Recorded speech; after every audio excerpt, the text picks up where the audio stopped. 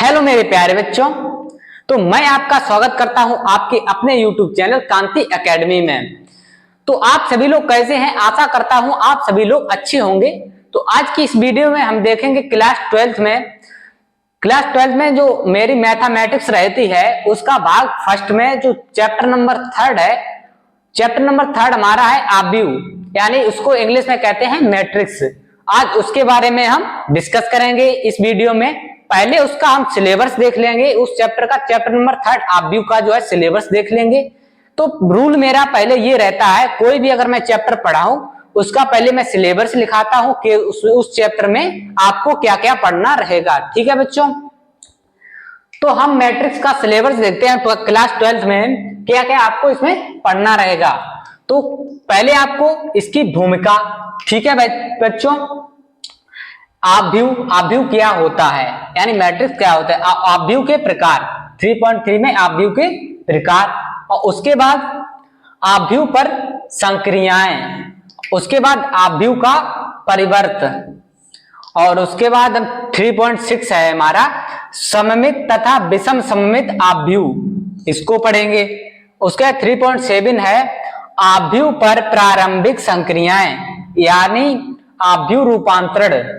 उसके बाद व्युत्क्रमणीय आव्यूह। ठीक है बच्चों, इतने टॉपिक जो है चैप्टर नंबर 3 में है। 8 टॉपिक, 8 जो टॉपिक हैं आपके चैप्टर नंबर 3 में हैं। तो आज की इस वीडियो में हम आपको भूमिका, आव्यूह क्या होता है, आव्यूह के प्रकार, आव्यूह के प्रकार जो है इस वीडियो में लिखा दूंगा। उसके बाद एक्सरसाइज स्टार्ट करूंगा, उसके क्वेश्चन, सभी क्वेश्चन हम देखेंगे। ठीक है बच्चों, तो आपने सिलेबस देख लिया होगा, आपको क्या क्या पढ़ना रहेगा इसमें। तो चलते हैं, अब देखते हैं, आगे बढ़ते हैं, आव्यूह क्या होता है। तो भूमिका को इंग्लिश में कहते हैं इंट्रोडक्शन। इंट्रोडक्शन,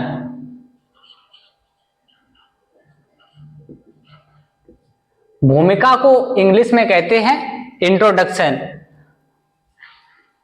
ठीक है बच्चों, इंट्रोडक्शन में देखते हैं क्या है। गणित की विविध शाखाओं में आव्यूह के ज्ञान की आवश्यकता पड़ती है। जो हमारी मैथ होती है उनकी विभिन्न शाखाओं में आव्यूह की जरूरत पड़ती है। ठीक है बच्चों, आव्यूह की दरअसल कई जगह जरूरत पड़ती है। जैसे आप क्लासरूम में बैठे हुए हैं, क्लासरूम में बैठे हुए हैं, या आपकी डेस्क पड़ी हुई है,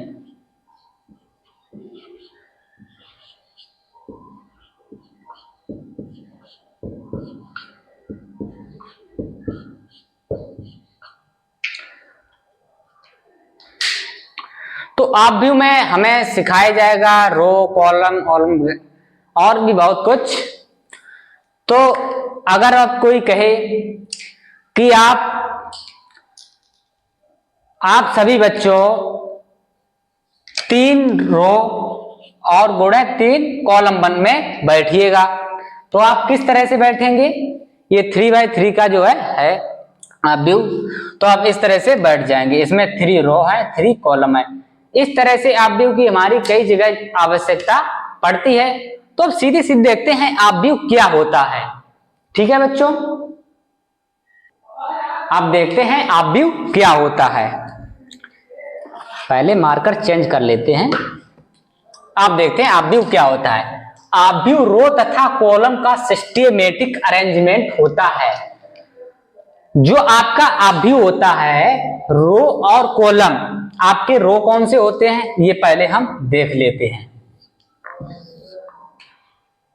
पहला थोड़ा हम बनाते हैं।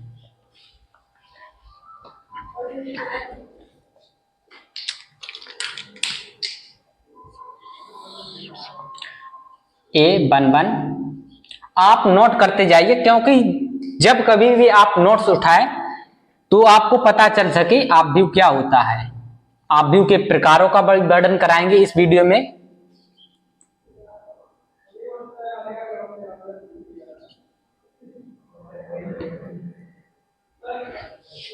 ऐसे ही n बार। अब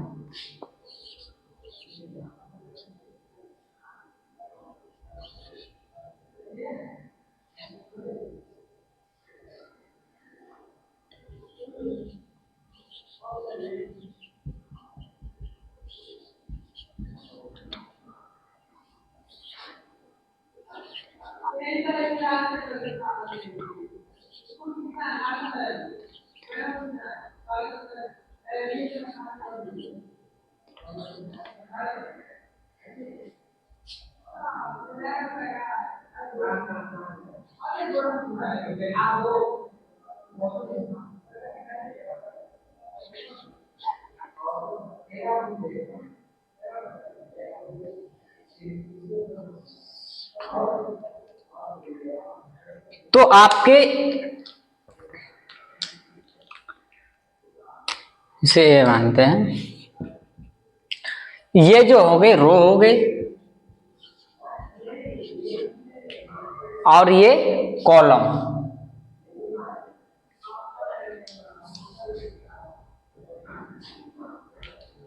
पहले इसको भी पूरा लिख लेते हैं।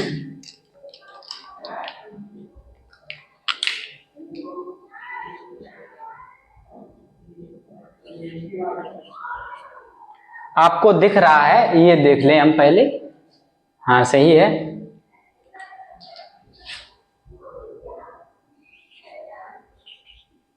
M3 AMN, ठीक है बच्चों, इस टाइप का। ये आपके रो हो गए, यानी R1 ये आपका हो गया, ये R2 R3, ठीक है बच्चों। ये आपके जो हो गए कॉलम, ये आपके कॉलम यानी C1 C2 C3 ऐसे ही आगे, ये आपके कॉलम है। और ये जो खड़े खड़े रहते हैं वो आपके कॉलम होते हैं, और जो बैठे बैठे होते हैं वो आपके रो होते हैं। सीधी सी बात, यानी ये आपके कॉलम।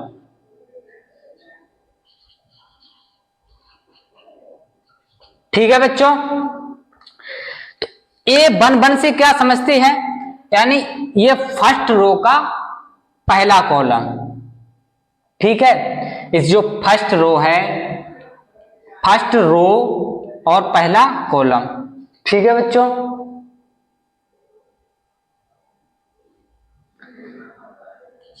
और इसमें फर्स्ट रो का दूसरे कॉलम का डिजिट है, इससे समझते हैं फर्स्ट रो का तीसरे जो है कॉलम का तीसरा डिजिट है, ठीक है बच्चों, इस तरह समझते हैं। तो जो रो तथा कॉलम का सिस्टेमेटिक अरेंजमेंट होता है आप भी, ठीक है बच्चों, आप नोट करते रहिएगा, क्योंकि आपको यहाँ पर ऑल क्लासेस फ्री प्रोवाइड कराई जाती हैं। अगर आप यूपी पॉलिटेक्निक में अगर आप पढ़ना चाहते हैं तो आपको यूपी पॉलिटेक्निक में भी ये आप भी मिलेगा 3rd सेमेस्टर में, ठीक है बच्चों। आप अच्छे से पढ़िए क्लास 12th, क्योंकि ये बीटेक और डिप्लोमा हो गया वहां हर जगह मिलता है, ठीक है बच्चों। आगे देखते हैं ऑर्डर ऑफ मैट्रिक्स।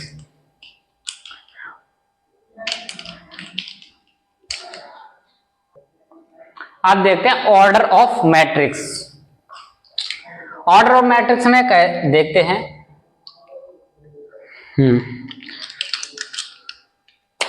मैट्रिक्स के ऑर्डर में जो पहले आता है उसे रो कहते हैं, तथा जो बाद में आता है उसे कॉलम कहते हैं। इसे एग्जाम्पल के थ्रू हम समझते हैं।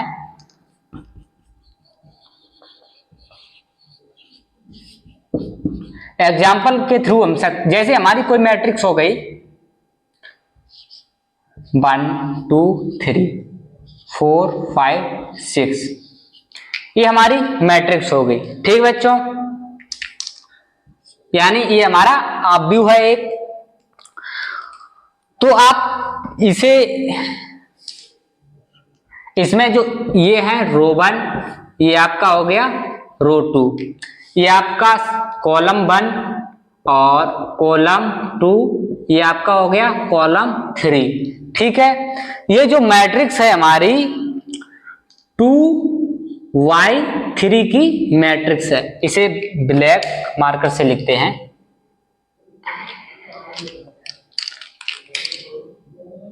2 by 3 2 into 3। इससे कैसे समझते हैं, मैट्रिक्स के ऑर्डर में जो पहले आता है, यानी ऑर्डर में जो पहले, ये आपका जो पहले आया, ये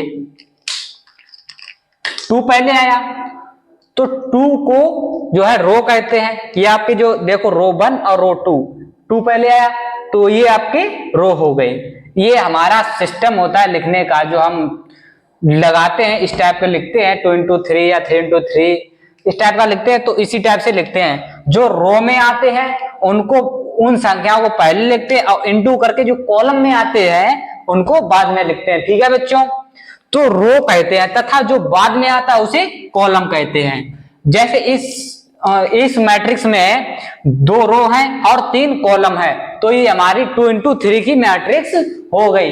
आशा करता हूं आपको अच्छे से समझ में आ रहा होगा, आपका डाउट जो है अच्छे से क्लियर हो रहा होगा। तो अगर वीडियो पसंद आ रही होगी तो वीडियो को लाइक करें और दबा के शेयर करें और अपने दोस्तों के पास भी जल्द से जल्द शेयर करें। ठीक है बच्चों, अगर आपने चैनल सब्सक्राइब नहीं किया तो सब्सक्राइब कर लें। आगे देखते हैं टाइप्स ऑफ मैट्रिक्स।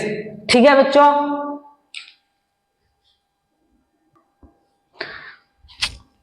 तो मैं आपके सिलेबस के अकॉर्डिंग ही बताऊंगा टाइप्स ऑफ मैट्रिक्स। ठीक है बच्चों, तो इसमें पहला है स्तंभ आव्यूह यानी कॉलम मैट्रिक्स। तो कॉलम मैट्रिक्स में से क्या समझते हैं, वह आव्यूह जिसमें केवल एक स्तंभ यानी कॉलम होता है उसे स्तंभ आव्यूह कहते हैं। उदाहरण देखते हैं। उदाहरण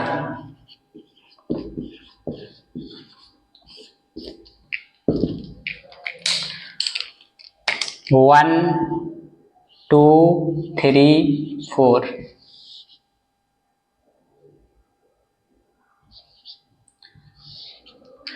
ये आपकी एक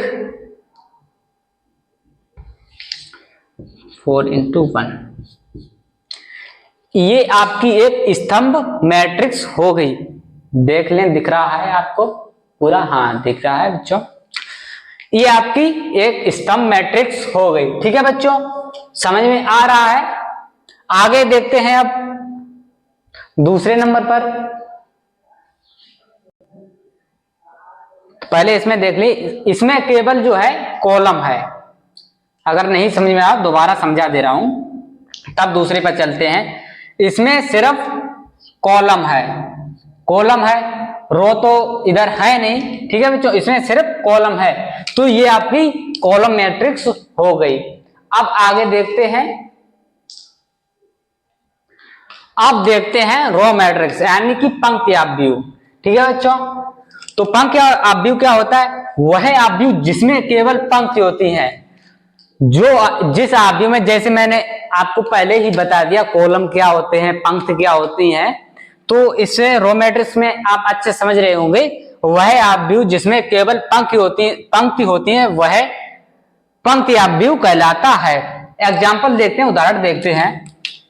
उदाहरण से आप समझ लीजिए। उदाहरण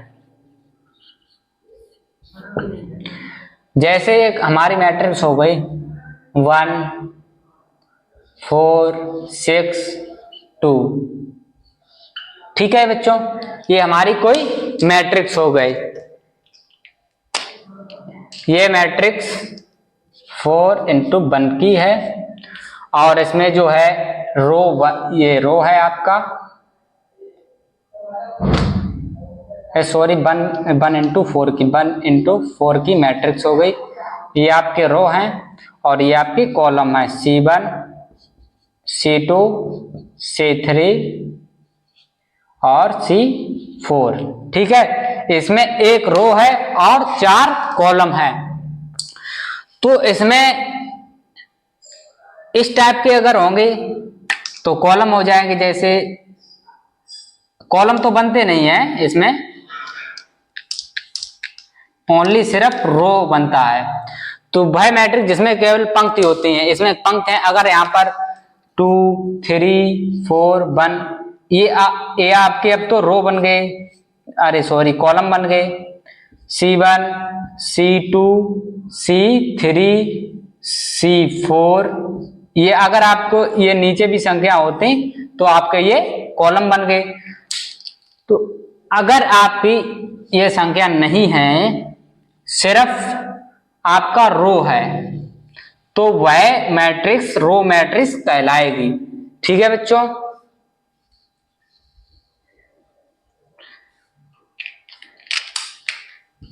आप समझ लिया करें, उसके बाद लिखें।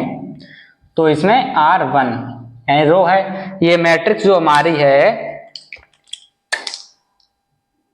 1 into 4 की है। यार अगर कॉलम होते तो 1 into 4 की होती, यानी कि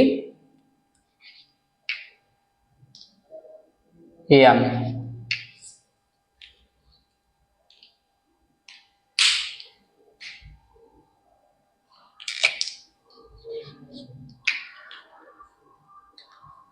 सॉरी, पिछले वाले में थोड़ा सही कर लीजिएगा।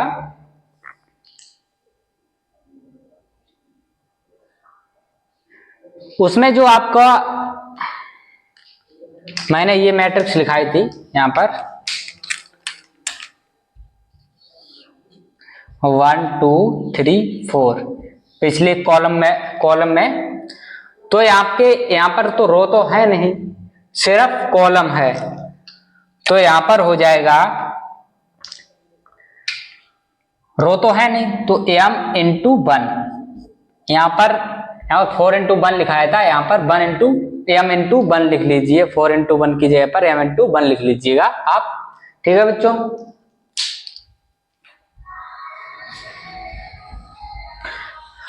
तो इसमें जो है हमारी सिर्फ रो है, कॉलम है नहीं, तो इसे कॉलम है नहीं तो इसे पंक्ति मैट्रिक्स कहेंगे। ठीक है बच्चों, अब आगे देखते हैं वर्ग आव्यूह। तो पहला है, इस थर्ड में है, इसमें वर्ग आव्यूह यानी स्क्वायर मैट्रिक्स।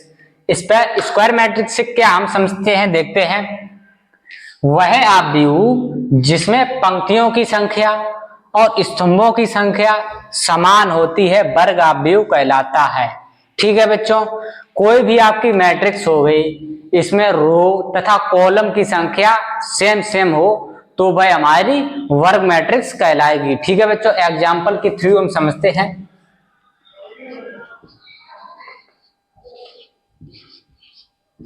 एग्जाम्पल के थ्रू हम समझते हैं, कोई भी मैट्रिक्स हम ले लेते हैं पहले 1 2 3 4 5 6 7 8 9।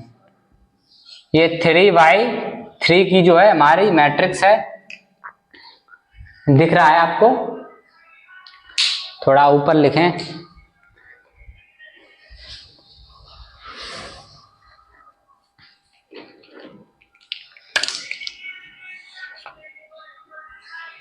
टू 4 6 5।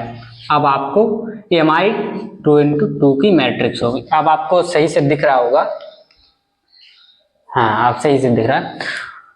तो इसमें ये रो हो गई, रो 1 और रो 2। इसमें ये आपका हो गया कॉलम 1 और ये आपका हो गया कॉलम 2।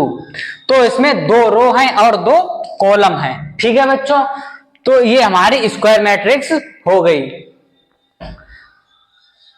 आशा करता हूं आपको समझ में आया होगा जितना पढ़ाया है।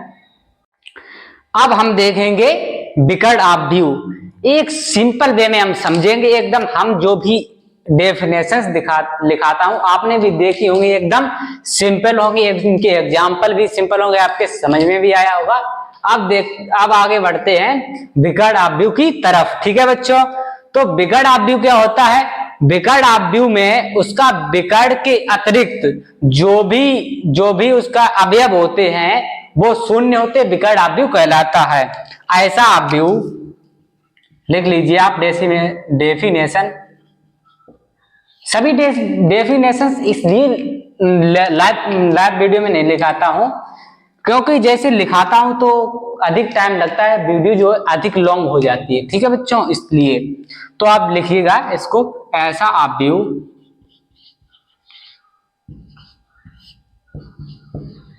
जिसका विकर्ण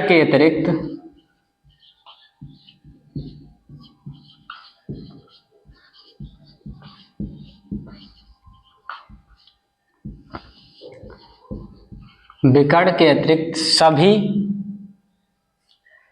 टर्म या अवयव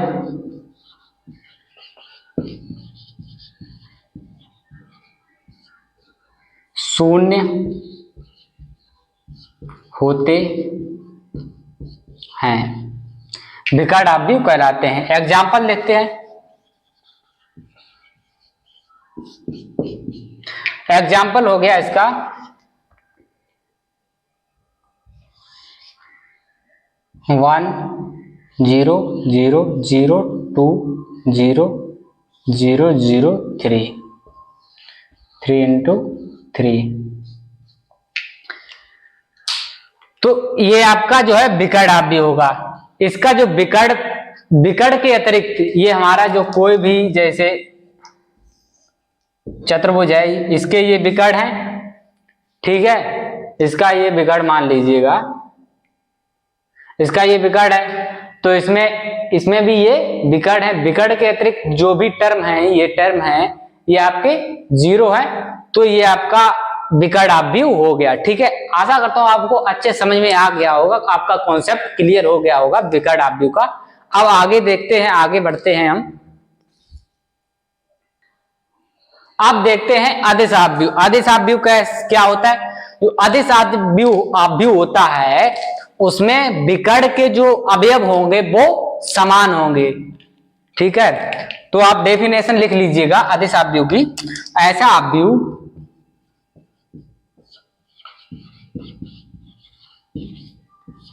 ऐसा अवयव जिसके विकर्ण के अवयव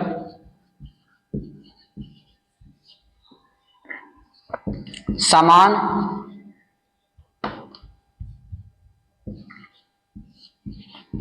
होते हैं। ऐसा अवयव जिसके विकर्ण के अवयव जो तो समान होते हैं उसे अदिश अवयव कहते हैं।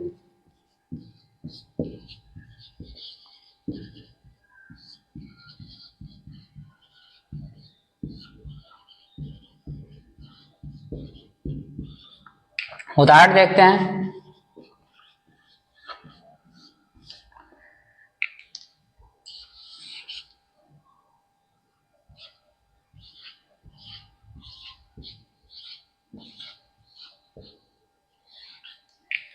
अब इस 3 into 3 की मैट्रिक्स है, आपको दिख रहा है पूरा।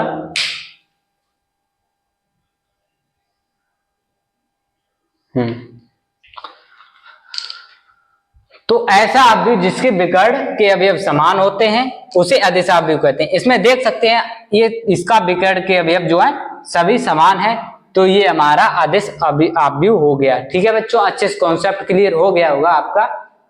अब आगे बढ़ते हैं।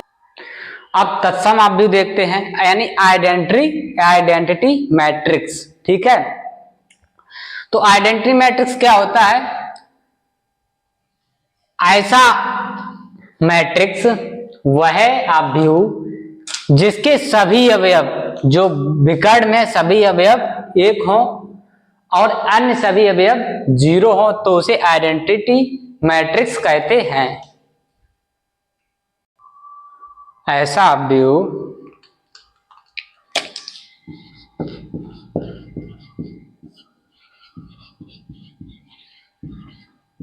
जिसके विकर्ण के सभी अवयव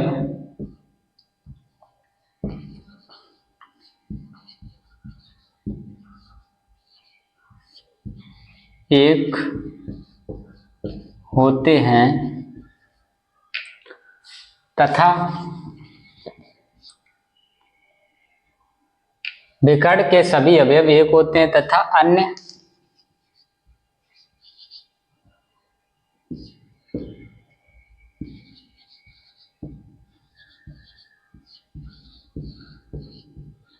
शून्य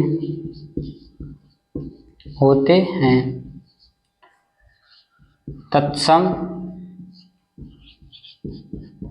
आव्यूह कहलाते हैं। ठीक है बच्चों, उदाहरण से समझते हैं।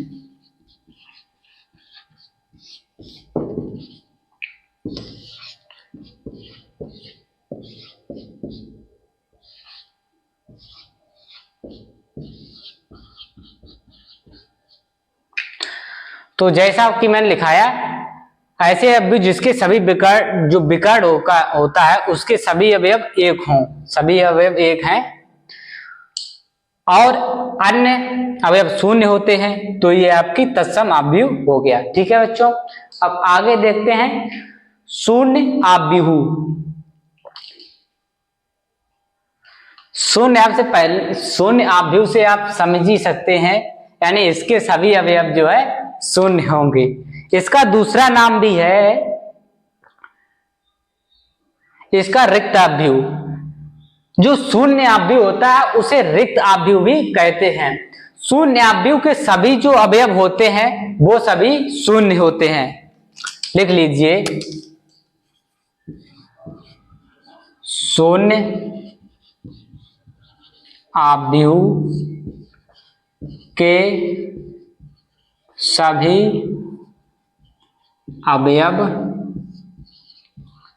शून्य होते हैं।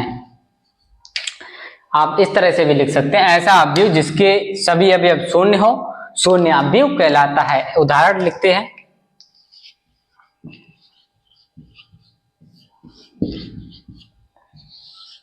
Zero zero zero zero zero zero zero zero zero, यह आपका शून्य आव्यूह हो गया। ठीक है बच्चों, तो नेक्स्ट वीडियो में हम एक्सरसाइज 3.1 स्टार्ट करेंगे। आप सभी लोग जो है अपने फ्रेंड्स को ये वीडियो जरूर शेयर करें ताकि उनको भी पता चले यहाँ पर भी कांति एकेडमी पर क्लासेस फ्री प्रोवाइड कराई जा रही हैं और इसका 3rd चैप्टर पहले स्टार्ट कराया गया है, भाग 1 का मैथमेटिक्स फर्स्ट का। तो अगर आपको वीडियो पसंद आई हो तो वीडियो को लाइक करें, अगर आप चैनल पर पहली बार आए हो तो चैनल को सब्सक्राइब अवश्य करें और अपने भाई को सपोर्ट करें। ठीक है बच्चों, मिलते हैं नेक्स्ट वीडियो में और 3.1 एक्सरसाइज के साथ।